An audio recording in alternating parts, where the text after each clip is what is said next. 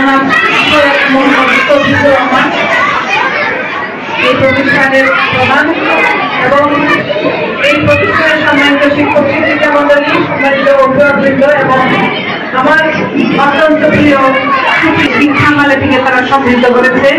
এর বিভিন্ন প্রজেক্টগুলো পর্যবেক্ষণ শিক্ষার্থীদের স্পষ্ট করেছি।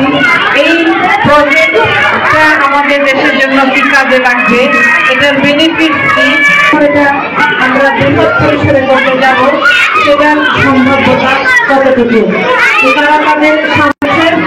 আমি সেই জন্য আমার প্রিয় শিক্ষার্থীদেরকে ধন্যবাদ জানাচ্ছি। বিকাশের একটি সৃজনশীলতা, সেখানে শিক্ষার্থীর চিন্তন কৌশল, চিন্তন দক্ষতা বৃদ্ধি পায়।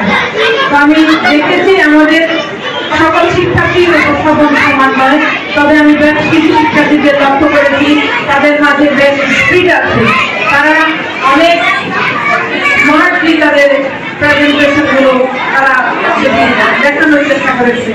তো সেই জন্য আমি আজকের এই প্রোগ্রামের আয়োজক যিনি আছেন এবং এখানে এই প্রতিষ্ঠান প্রধান এবং শিক্ষক শিক্ষিকা মন্ডলীকে আমি ধন্যবাদ জানাই। পাশাপাশি ধন্যবাদ জানাচ্ছি আমাদের অভিভাবকবৃন্দকে।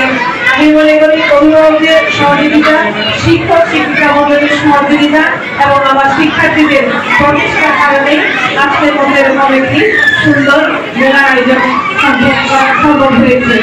তো আমি আশাবাদী যে এই ধরনের ছোট ছোট কাজের মাধ্যমে আমরা ভবিষ্যতে বিজ্ঞানীদের খুঁজে বের করব।